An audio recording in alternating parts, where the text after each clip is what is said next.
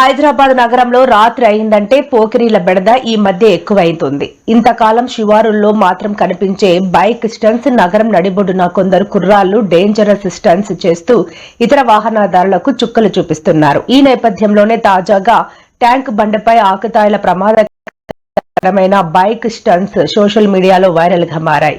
ఈ క్రమంలోనే ఓ వాహనదారుడు ఇందుకు సంబంధించిన వీడియో తీసి సోషల్ మీడియా వేదికగా పోస్ట్ చేశారు. వీడియో ప్రస్తుతం వైరల్ కావడంతో ఇలాంటి వారిపై కఠిన చర్యలు తీసుకోవాలని నెటిజన్లు హైదరాబాద్ పోలీసులకు ఫిర్యాదు చేశారు.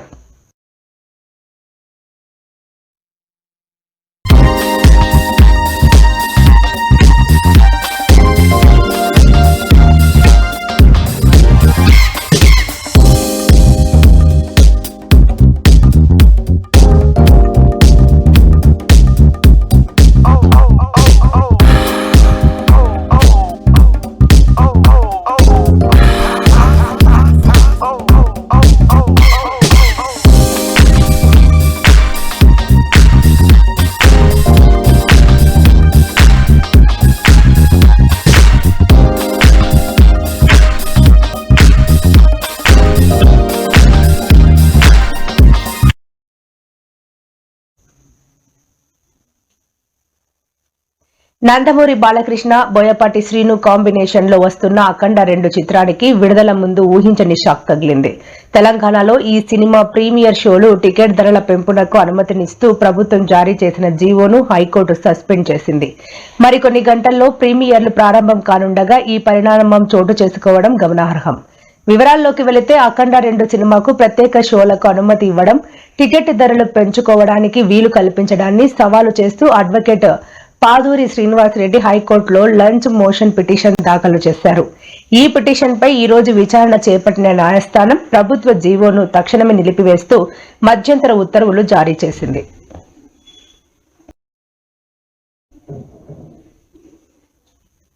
విజయవాడ భవానీపురం జోజీనగర్ లో కోర్టు ఆదేశాలతో 42 ఇళ్లను కూల్చివేసిన విషయం తెలిసిందే. అయితే ఈ ఇల్లు కూల్చివేత బాధితులు ఈ రోజు మాజీ సీఎం జగన్ ను కలిశారు. తాము ఎన్నో ఏళ్లుగా ఉంటున్నామని, ఇళ్లను కూల్చివేయడంతో తామంతా రోడ్డున పడ్డామని, తమకు ప్రభుత్వం న్యాయం చేసేలా ఒత్తిడి తీసుకురావాలని కోరారు. పక్కా రిజిస్ట్రేషన్ డాక్యుమెంట్లతో ఆ స్థలాన్ని కొనుగోలు చేశామని, బ్యాంకు లోన్ల ద్వారా భవనాలు నిర్మించుకున్నామని నిర్దాక్షిణ్యంగా కూల్చివేశారని జగన్ ఎదుట కంటతడి పెట్టుకున్నారు. దీంతో అవసరమైన న్యాయం సహాయం చేస్తామని బాధితులకు జగన్ భరోసా ఇచ్చారు.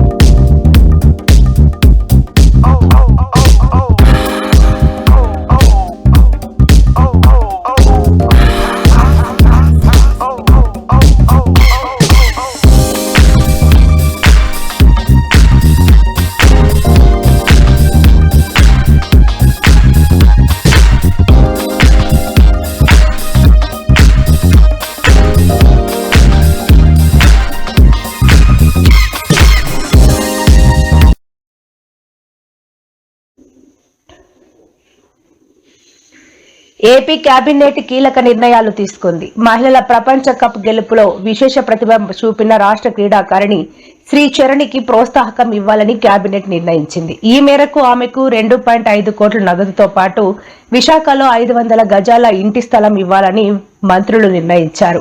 అలాగే గ్రాడ్యుయేషన్ పూర్తయ్యాక గ్రూప్ 1 ఉద్యోగం ఇచ్చే ప్రతిపాదనకు సైతం కేబినెట్ ఆమోదం తెలిపింది.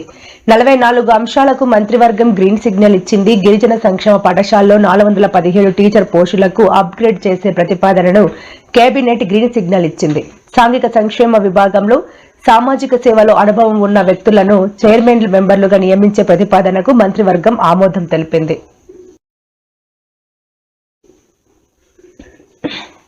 రాష్ట్రంలో పెట్టుబడులే లక్ష్యంగా కెనడాలో మంత్రి నారా లోకేష్ పర్యటన కొనసాగుతుంది. ఈ రోజు Canada India business council president Victor Thomas తో ఆయన మర్యాదపూర్వకంగా భేటీ అయ్యారు. ఈ సందర్భంగా మంత్రి లోకేష్ మాట్లాడుతూ ఏఐ, క్వాంటం వంటి భవిష్యత్ సాంకేతికతలను అందిపుచ్చుకోవడంలో ఆంధ్రప్రదేశ్ ముందంజలో ఉందని, తూర్పు తీరంలో భారీ పెట్టుబడులకు గమ్యస్థానంగా మారిందని ఆయన వివరించారు. అమరావతి రాజధానిలో 65,000 కోట్లతో అభివృద్ధి పనులు శరవేగంగా సాగుతున్నాయని వెల్లడించారు. విమానాశ్రయాలు, పోర్టులు, లాజిస్టిక్స్, రోడ్లు వంటి మౌలిక సదుపాయాలపై పెట్టుబడులు పెట్టేందుకు కెనడియన్ పారిశ్రామికవేత్తలను ప్రోత్సహించాల్సిందిగా లోకేష్ విజ్ఞప్తి చేశారు. రాష్ట్రంలో విద్యుత్ ఛార్జీల పెంపుపై ఏపీఈఆర్సీ ప్రతిపాదనలను కాంగ్రెస్ రాష్ట్ర అధ్యక్షురాలు వైఎస్ షర్మిల వ్యతిరేకించారు. కూటమి ప్రభుత్వంపై ఆగ్రహం వ్యక్తం చేశారు. చెప్పేవి శ్రీరంగ నీతులు, చేసేవి దొంగ పనులు అన్నట్లుంది తీరు అని ఆమె సెటైర్లు వేశారు. విద్యుత్ ఛార్జీల పెంపుపై ఏపీఈఆర్సీ ప్రతిపాదనలకు సీఎం చంద్రబాబు హామీలకు పొంతనే లేదని ఎద్దేవా చేశారు. రాష్ట్రంలో విద్యుత్ ఛార్జీల పెంపుపై ఏపీఈఆర్సీ ప్రతిపాదనలను కాంగ్రెస్ రాష్ట్ర అధ్యక్షురాలు వైఎస్ షర్మిల వ్యతిరేకించారు.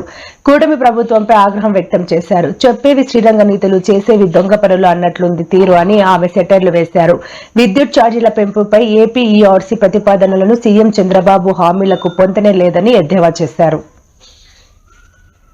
సీఎం చంద్రబాబు నాయుడు అధ్యక్షతన జరిగిన కేబినెట్ సమావేశం ముగిసింది. ఈ సమావేశంలో 44 అజెండాలపై మంత్రివర్గం చర్చించారు. సమావేశంలో సీఎం అధ్యక్షతన జరిగిన కేబినెట్ సమావేశానికి డిప్యూటీ సీఎం పవన్ కళ్యాణ్, రాష్ట్ర మంత్రులు, అధికారులు హాజరయ్యారు. 9,500 కోట్ల విలువైన 506 ప్రాజెక్టులకు పరిపాలనా పరమైన అనుమతులకు కేబినెట్ ఆమోదం తెలిపింది.